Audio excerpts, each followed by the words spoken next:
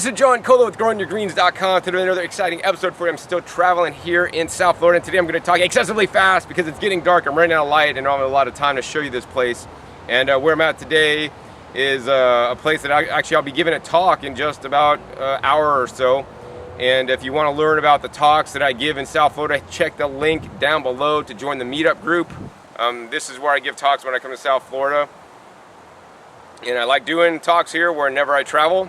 And so what I want to show you guys today is the property of the homeowner here, where I'm giving a talk later tonight. But I'm not. This isn't the house. This is the next door neighbor house, and this is what I think is actually sad. I mean, most people might think that's really nice because there's just nice grass and nice trees and landscaping. But to me, this is an incredible waste of space. It's an incredible waste of space for the people here that need to eat, and because we all need to eat, and they're not growing their food. It's also a waste of space for the wildlife and nature and creatures that live in this area that would be here naturally before everything got bulldozed here and everything got replaced with lawns and just some landscape trees. So let me go ahead and show you guys what it looks like in my friend's place. And as you guys can see, this is like a whole jungle. And in this front yard jungle, there's a mixture of planted fruit trees in some areas, but mostly on this side it's 100% native crops. Now, I personally wouldn't necessarily dedicate any large section of my house, if I had, a large house like this, to native crops. I would intermix my native crops with that, because guess what? The native crops attract beneficial insects, pollinators, and all these things. And you're also encouraging the local wildlife that have been basically run out of town because of massive, plop down the house and plop down the yard, remove their habitat. So this house is providing a habitat. So I'm going to show you guys really quick here the front yard, which is like mostly natives, and in the backyard, she has all her fruit trees, so nobody could get back and steal her fruit. So one of the things I want to share with you guys that she's doing here in the front yard is and everywhere in her yard, is actually she's using all wood chips, which is a free local available resource. Last time I was here, I believe there was a big wood chip pile, right? And she's doing that to basically add organic matter to your soil. That's one of the most important things you need to do in South Florida, because literally it's all sand here, and by adding organic matter, it slowly breaks down, and this is what provides free nutrition to all your plants, whether they're native, your fruit trees, or whatever. And you can get wood chips from tree trippers, tree landscapers that are chipping them up, and then usually they have to pay to take them to the dumps, and then you can have them dumped on your property, and then you just spread them out. And then they compost and rot over time, and especially in the weather here in South Florida, it happens a little bit quicker than where I live. So she has a nice path going all through here, and all this is all native, so I'm not really going to cover any of these except for this guy right here. This is a native plant known as the cocoa plum, and the Indians used to eat this plant, or the fruits on here. And I'm not seeing any fruits here. Maybe another plant has them, but we don't have the time for that. So if you live in South Florida, plant the cocoa plum as a native edible, and they actually are delicious. And if you go to some parks here in town, you'll find just cocoa plums growing. Yeah, you could harvest them and eat them, but nobody tells you this. Why aren't every kid in elementary school in South Florida taught that you could eat the cocoa plum, so they start eating cocoa plums instead of Snickers bars? I'll tell you, it's a conspiracy. Anyways, let's go ahead and head in the backyard before it gets too dark to show you guys some of the fruit trees and some of the other cool, interesting things she's got growing on. So here in the backyard, as you come in, you're just going to see fruit trees and fruit trees. We're instantly greeted with this fruit tree right here, and look at this. I don't know if you guys could see this, but up the trunk of this tree, there's like these little ball things growing, and it's getting kind of dark. But here's one that's actually kind of ripe. Could be a little bit riper, but I'm going to pull this off. And this is a jaboticaba. And these are little grape-like fruits. We're going to go ahead and bite that. Wow. Oh my God, this is like one of the best ones I've ever tasted. It tastes like a grape. It's really sweet. The skin, sometimes the skins get bitter. This skin is really sweet. I'm sure my friend is using some excellent growing practices, which grows exceedingly high quality fruit. And that's what I want to encourage you guys to do, have good growing practices so you could grow higher quality fruit. And this is what I teach on my channel, all right? And this tree here, she has a mamey sapote, and it takes 18 months for the mamey sapote to basically, grow a fruit and then ripen to full maturity. This orchard here was planted about 5 years ago, and everything was planted over time. She has like ripe one up there somewhere. And check this out. Pineapples, super easy to grow, but they also take 1.5 years to grow. I will not dare harvest that because you'll probably kill me. But that probably needs to be a little bit riper too, and the ones you buy in the store, unfortunately, are just not as ripe as they should be. And look at that. She has this underneath this mamey sapote tree, not even in full sun or anything, and it's doing fine. Like if this was my place, I'd plant like pineapples all around the base of the mamey sapote to have more pineapples. Over here, another tree that I'd grow myself. I want to encourage you guys to check my past episode. I have a video on like the 10 fruit trees that I would grow here in South Florida. This is known as a jackfruit. And that's going to take a little bit of time to ripen up. She has one that just ripened up, and I might be eating it tonight. All right, let's go ahead on the tour. She's got dragon fruit over there, and lots of bananas growing. Lots of more natives here mixed in, and as you guys can see, she's wood chipped this whole place, right? When you wood chip your whole place, that cuts down on the labor, because guess what? There's going to be very few weeds coming up, and if the weeds do come up, they're easy to pull up because the wood chips are, you know, really soft, not like hard, compact ground. The other thing is that she's building soil. She's building fertility and building compost everywhere. So even if she's not growing a tree here, which she might do later, she's creating a really good environment for the tree that she will plant in the future. And if she's not going to plant the tree, she could just pull back the wood chips, go down a couple, like 8 inches, and she's going to get to some nice black soil. I mean, I'm not going to really dig in there now, but just like, look, if we just start digging down, look at this stuff. Nice black and rich soil just underneath the wood chips. So yeah, wood chip your property instead of growing a lawn. The other thing she's doing, she has multiple of these IBC totes. They hold, 300 gallons or so, and she just is collecting the rainwater off her roof. And actually, this baby is filled up because it's been raining a lot here. So she's going to be using this rainwater to irrigate her garden. And that's a lot better than using a city water or even a well water, in my opinion. Now right here is another plant you guys should grow. It's an edible leafy green. It's known as a cranberry hibiscus. You can eat all the leaves off it, and also the unopened flower buds used to make teas. That's one you definitely want to grow for some vegetables. And let's go ahead and continue more in the back. One of the best citrus trees that she has growing is this guy. It's a Meyer lemon. These guys are huge. They don't normally get this large. And that's the citrus I would encourage you guys to grow, because I want to encourage you guys to grow easy crops, things that grow easily, not things that are too hard. Let's go ahead and head back to this section. Oh, this is another cool thing. She's got some red bananas. So bananas are more than just the yellow ones, but these ones are red, and when you open them up on the inside, they have a little red yellow tinge to them. And that means they're higher in antioxidants, and that means they're different. And if you've never had red bananas, some grocery stores do sell the red bananas. You might have to ask around and find them, but they are available in trade. But this is a unique variety, and I forget the variety. And when you grow your own bananas, like if I was in South Florida, that's one of the things I would definitely grow, because bananas in the store are totally crap. And when you grow them yourself, pick them ripe, at the right time. They naturally ripen slowly instead of being gassed and ripen too quickly, which then they lose their flavor and the good taste. One of the coolest things is, of course, she has honeybees and hives in the background, and they are pollinators, so that she gets higher levels of fruit production. And the coolest thing is, I think she's probably made up her own signs. Honeybees at work. So that just kind of lets you know that, hey, there's honeybees in this area, watch out. But it doesn't say watch out, there's honeybees, but if a normal person coming back seeing that sign probably wouldn't even go back there, right? So yeah, good idea. You guys should maybe do that. All right, over here she has like a lot of different tropical fruit trees and avocado and sapodillas, and she's got some more jaboticaba. She loves those a lot. Once again, as you guys can see, we're all wood chip mulched back here, and even beneath her tree, guess what? What is she feeding her tree? Is she using 10-10-10, synthetic fertilizer? No, not here. She's growing organically, and what she's doing is she's feeding her trees the trees itself. Because think about it, that's how nature works, right? Nature, there's no pixies spitting chemical fertilizer in the forest. On the trees, the leaves drop, branches break, they go down to the bottom beneath the tree, and this organic matter breaks down into nutrition to feed the soil microbiome and to feed the tree in the end.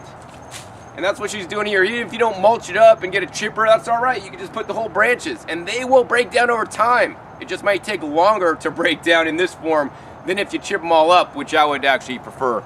All right, so now we're still wandering through, and as you guys can see, there's just more and more fruit trees. And you know, Susan, she's very busy. She doesn't have a lot of time to be dealing with stuff. She planted all this stuff. She set it up once. She occasionally rolls out wheelbarrows and mulches more places. But she's busy like anybody else. I know a lot of you guys are busy, but here, check this out, man. If you got fruit trees, literally all you gotta do is plant the fruit trees and maybe come out every couple times a week, walk around your nice orchard, your nice property, and check for ripe fruit, because she really doesn't do that many other things. Oh, one of the cool things I want to show you guys is actually over there. Maybe we'll hit it in a little bit. It's a peach tree. And yes, even in tropical South Florida, you can grow peaches, which is normally thought as a northern climate where you need chill hours, but they have a special variety of peaches that you could actually grow here, as well as the nectarines. And yeah, check my past episode at the Excalibur Fruit Tree Nursery. That's where they have some of these rare trees available. Let's see, moving on. This is an area where she has grass, so it's a nice play area because she does have dogs, and you know, they like to go on the grass and stuff, so that's cool. And let's go ahead and keep walking around. And check this out, man. This is a swimming pool, and it was a swimming pool, but now it's been converted to a natural habitat, and it's got things growing in there. It's got fish in there. I suppose you could also use it for you know, swimming too now. But instead of that clear chlorine-ridden water that's, you know, quite toxic when you have to drain it out and stuff, this is providing habitat for frogs that will eat bugs, and for fish, and for other, you know, crops that you could grow in here. Like one of the things I would grow in here is like the watercress. Look at that. She's got pots down in the bottom, plants growing up. Just looks really nice and serene with everything growing in here. So this is an excellent use of the old swimming pool that's no longer being used. I'd probably have a lot of fish in here and then use like some of the fish pee-poo water to fertilize some of my crops too. All right, let's go ahead and head over into this part of the jungle. Hopefully it's not getting too dark for you guys. All right, over in this part of the jungle, we got this plant, and this is the #1 leafy green you guys should grow. This is why I tell everybody, grow the katuk, man. If you saw my Excalibur fruit tree video nursery, that was the first thing that I covered. Grow katuk. And it doesn't look like much in a 3-gallon pot or a 1-gallon pot when you get them. But look at this. This is one whole big hedge of katuk. All these leaves over here, as you guys can see, are 100% edible. And they got these like little katuk berry pods on there. And this is the variegated style katuk. Really looks beautiful. And what I like to do on these guys is I'll come up to a smaller branch and take my hand and just basically strip the branch off. Right now I got instant leaves, and then take them and pop them in your mouth. Wow, this stuff has a sweetness and kind of tastes like peanut butter. Not kidding, this is super delicious. I'd rather be eating this than lettuce any day of the week. And look at this. This is the plant right here, and it keeps going, And you know, Susan tells me that the problem she has with the katuk is that it grows too fast, and she's trying her best to keep this prune back, but it just grows wild. I mean, what better problem to have than have wild food growing in your backyard that you can't even manage because it's growing so good? But meanwhile, people are struggling to grow things like lettuce that won't really grow well in this climate zone, right? Why not grow the tropicals that are gonna thrive and do beautifully? All right, so it's really dark, can't really show you too many things, but I gotta show you this real quick. So I mean, Susan's super busy. She doesn't have time to like manage a vegetable garden. So she has 2 raised beds that she recently got replanted. Now, one of the things that she's planted a while back are these guys right here. I don't even know if you guys could see those, but this is probably a wild tomato that came up, probably the Everglades tomato that basically grows here year round. So she'll have tomatoes all year round just by this one plant that will actively reseed itself. So that's the kind of tomato I would encourage you guys to grow if you live here in South Florida, the Everglades tomato, because that's the one that was growing here wild before we came or something. And then furthermore, in this section, she grew some of the more easier crops, you know. Unlike some of the other places I've visited this trip, she's not growing lettuce. As you guys can see, she's got some collard greens, some marigolds, maybe some bug protection, also you could eat the flowers, and she's got some kale in here. In this raised bed that she's recently enriched. And then over on this side, another good plant to grow. And then on this side, another good plant to grow that's been growing a while. She's got some basil, some holy basil, as well as some more collard greens and kale. on the bottom. Of course, another crop you guys should grow besides in raised beds, like in your natural landscaping, are these guys right here. These are very nutritious plants to grow. This is known as aloe vera. And if you're interested in getting an aloe vera in South Florida, I would recommend you guys get a specific variety that's like, shown to be one of the most healing aloe veras instead of just one at your store when you don't know the actual cultivar. So I'll put a link down below to a place that grows the best varieties of aloe that you will want to grow for the health benefits. So yeah, she has a lot of stuff growing here. I really couldn't even cover it all because unfortunately it got dark too quick. Tried to talk my fastest, so I'm sorry. But what I want to do next is actually interview Susan herself, the homeowner here, who's basically done all this work on her own.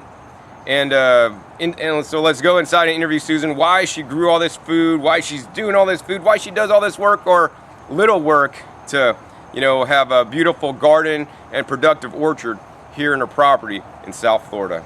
So now I'm with Susan Lerner, the homeowner of this beautiful property and past president of the Rare Fruit Council of Palm Beach County and the current president of the Native Plant Society or something like that of Palm Beach County.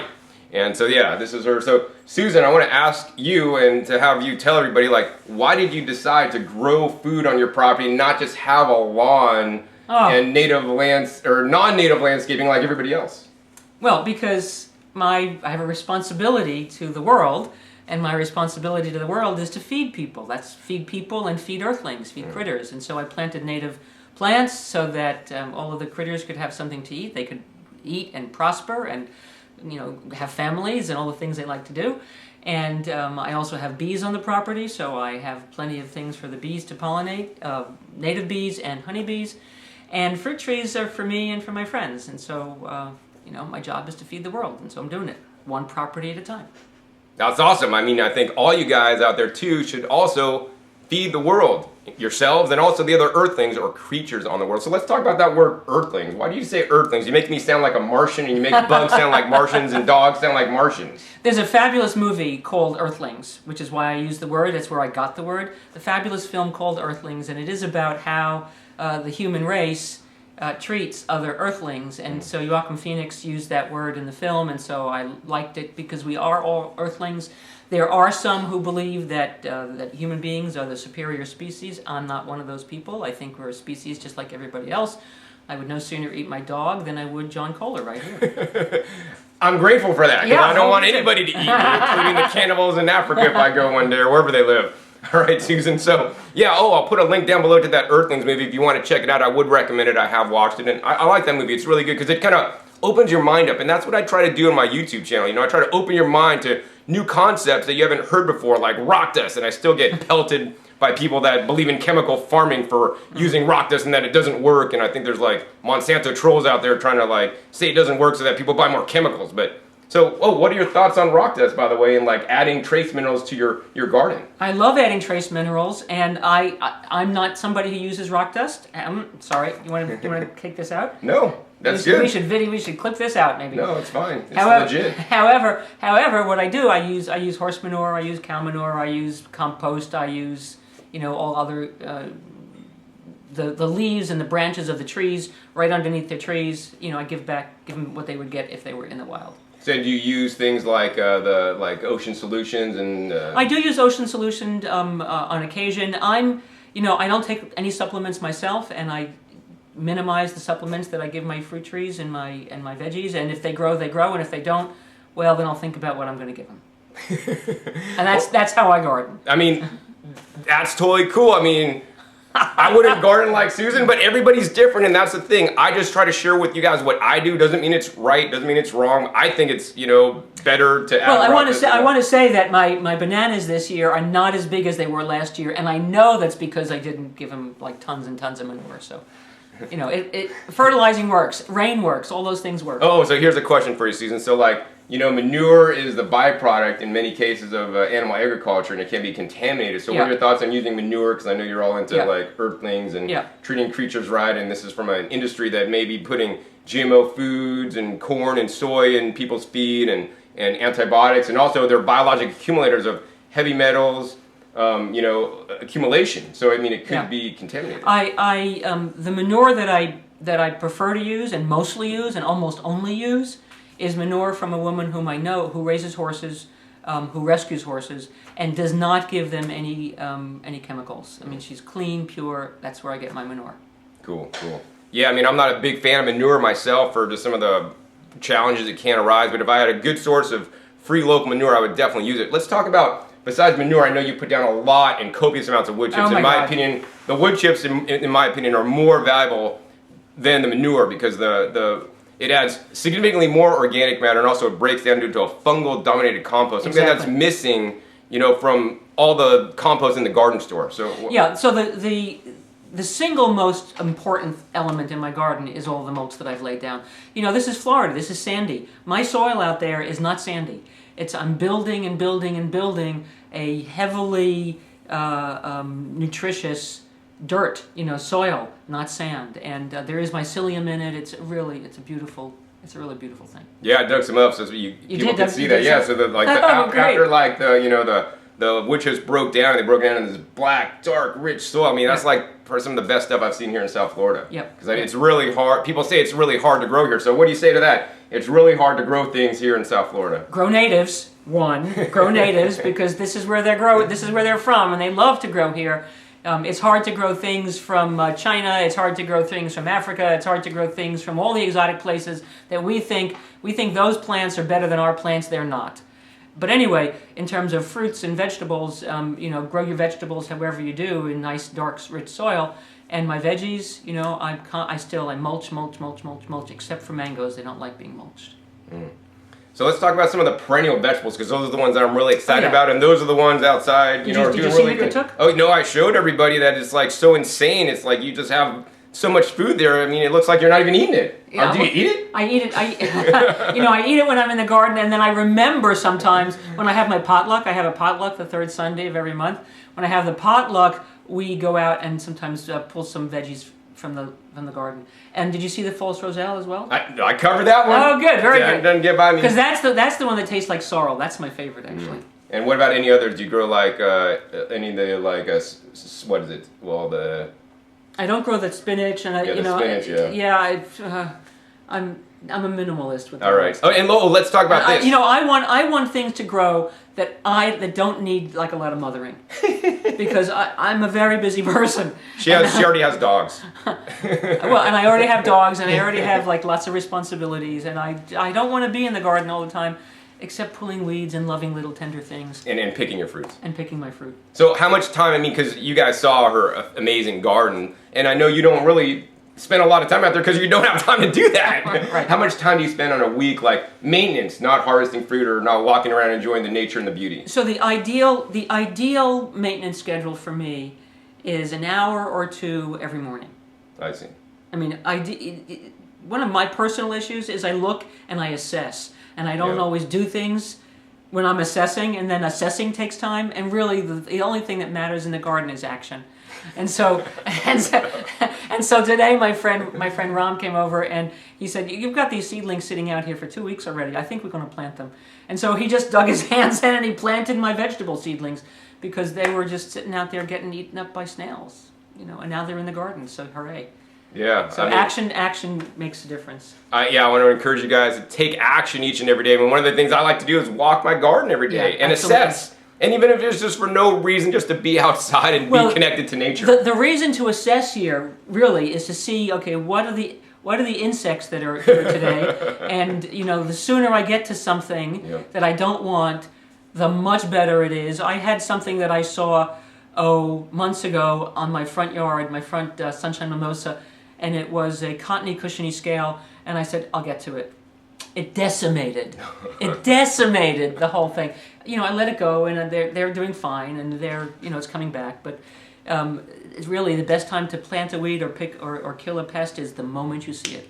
Yeah, I mean, I'm here in South Florida, and right before I left, I saw some aphids, and I smushed some of them, but I'm like, I gotta spray those or something, and I didn't do anything. So hopefully when I get back, but yeah, I mean, no. Be proactive, right? I encourage you guys to be proactive in your garden. When you see a small outbreak, take care of it now before it decimates everything. And even more so with your health, right? When you're having some small health challenges, those health challenges aren't there just for some random reason. They happen because of maybe something you're doing. And I want to encourage you guys to be proactive with your health. And one of the easiest ways is to grow vegetables and eat them, and eat more fruits and vegetables, and Right. people just eat too much junk food and processed foods and animal foods in excess, which are not healthy. All right, Susan, so I want to talk about, like, how do you control the pests here in South Florida besides like manual controls? What do you spray? Because I know you grow all organic, right? Yeah. I'll use horticultural oil. I'll use neem on occasion. I'll use soapy water. I'll use strong vinegar on some of the weeds. The best bug killer though are my fingertips.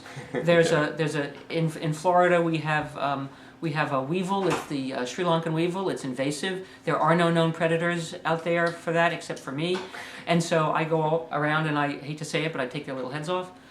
And it's a losing battle. I would, there are gardeners who will put Sevin or other things into the soil. I have bees. I'm not about to jeopardize my bees with poison in the flowers. Not that my neighbors don't do that, but in my yard, we know it's clean.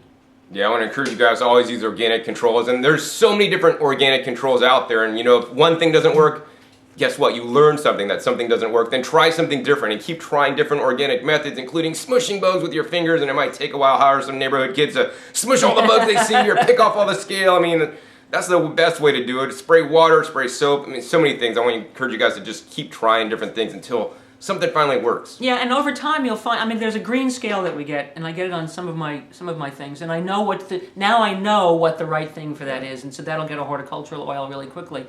But yeah, so. Yeah, I mean, one of the things I like to say is learn as you grow. I mean, I'm constantly learning and growing. When I visit, oh man, one of the things I didn't get to show you guys is how it was so dark. You're weighting your tree with basically water bottles that are full on string. So tell us about that. So I have a young sapodilla tree, and the tendency of the tree is for the branches to grow upwards, straight upwards. And I didn't want that. I wanted them to grow out. And if it was an older tree, there would be a lot of fruit on it, and the fruit would weigh the branches down. I didn't want to wait, and so I strung water bottles on the branches. Not too heavy to break them, but heavy enough to relax them down. And why not? Fruit would do the same thing. So. Yeah, that's an amazing idea because it'll weigh down the branch. So guess what? Just like we need to build our muscles and lift weights to build muscles. I don't really lift weights, but I don't lift weights. I lift bags of compost and shovel and dig and all kinds of crazy stuff. But we need weights or whatever to build muscles or resistance, and that's what the tree needs. When you weight down the water bottles on the tree, guess what? The tree limbs are going to actually grow stronger because there's weight on it. They know, oh, I'm going to break if I don't get stronger. And then when the fruit comes, because of all they're ready. Yeah, and they're ready, the branches aren't going to break. And rock dust, that could also, with the silica, could also make the branches stronger, like I saw in an apple orchard that I visited a little while ago. All right, so I know you're really into the natives. I'm really into the edibles, and I think they commingle. So let's talk about some edible natives. Edible natives from South Florida. Cocoa plum. Yep, my favorite. Did you find any? I didn't find any. Oh my God, I had some the other day. And cocoa plum is a wonderful little purple or white fruit. They come in two different varieties, and it's the fruit that I love to eat when I'm walking through the garden. So, however, there are people who will come and pick my fruit and make jam out of cocoa plum jam because natives have been here for a very, very, very long time, and so it would not be a surprise if Native Americans had used this fruit way, way, way back when. So it's a great fruit. And what's interesting about cocoa plum in particular is inside the cocoa plum is a little seed that's kind of like a nut, and if you crack it open, it tastes a lot like almond, and so I do that. And, it's really interesting, that whole concept, John, and maybe you can answer this, the whole concept of not eating fats with fruits. I believe that eating fats with fruits in the same plant, like eating that fat and eating that fruit together, is balanced. What do you think about that? I like to eat some fats with some fruit sometimes. Mm-hmm. So I think, one of the things that's very important to me that I've been getting into lately that I maybe haven't talked about so much is like eating high antioxidant rich foods, really dark pigmented foods because they have more antioxidants, phytochemicals, and phytonutrients, which are the things that are anti-aging and disease protective for us. And it's shown in studies, when you eat something like antioxidant rich, like, purple cocoa plum, like the skin's super antioxidant rich, with the nut at the same time, you're going to get a greater uptake because it's going to slow down your digestion of the It's going to antioxidants. slow down your digestion. Yes, Yeah, very so good. that's why sometimes eat, a little bit, not like a ton, not go overboard, but Well, it takes a long time to pick up cocoa plum. There's not a lot of fruit, and then you get a little nut, I would assert, though, that the ratio of fruit to nut in that is probably divinely already perfect. And so, that's my thing. So, Cool. here you go. Well, yeah, eat your fruits and nuts, and try them to see how they balance with you, because some people maybe get some digestive upset and stuff. Yeah, I wouldn't sometimes. suggest eating, a handful of cashews or a handful of almonds with your cocoa plum. But eat cocoa plum, eat the fruit, eat the seed. Yeah. You're in good shape. I love eating pineapple seeds. They're one of my favorite seeds. Pineapple seeds? Yes. Oh my God. They're little small seeds. They look like flax seeds, Oh but my they're God. softer. And I wish somebody would sell bulk pounds of pineapple seeds. I've never seen it, because I would just eat them. They're especially when they're ripe in the fruit. They're kind of soft and squishy, and they have a little bit of flavor, but they're just so nice. Oh, good. I'll Quite look out rare. for them in my pineapple. Did you see my quite rare. pineapple? I did. No, we showed that too. It looked Okay. amazing. All right, so we're running out of time here, so I guess the final thing. Oh yeah, I want to show you guys this. So this is the jackfruit I talked about, and I'm gonna go ahead and try one. I haven't tried one yet on camera for you guys to let you guys know how it is. So Susan, what kind of jackfruit am I eating? The name of it is called NS1, NS-1. Wow. It's great, Look isn't at it? that. Nice, dark yellow. You Yeah. don't get this in the store, man. They pick them too early. These are crispy. This is a crispy, crunchy kind. And what's wonderful about this particular variety Oh, I got it. is that the rag. So the rag. What is the rag? Yeah, People I'm don't gonna know what it. tell I you. didn't know what the rag was. The rag are the unpollinated skins of fruit. That's around it. That's around it. So when you cut open the jackfruit and you'll see the inside core, you'll notice on the inside core is there's lots of little black specks. Those are unpollinated fruit bodies. So there you go. And so in this particular fruit, it's delicious. It's not delicious in every single jackfruit. Yeah, I've gotten jackfruit sometimes where You they're have to actually throw it nice, away. and then most of them, no, compost them.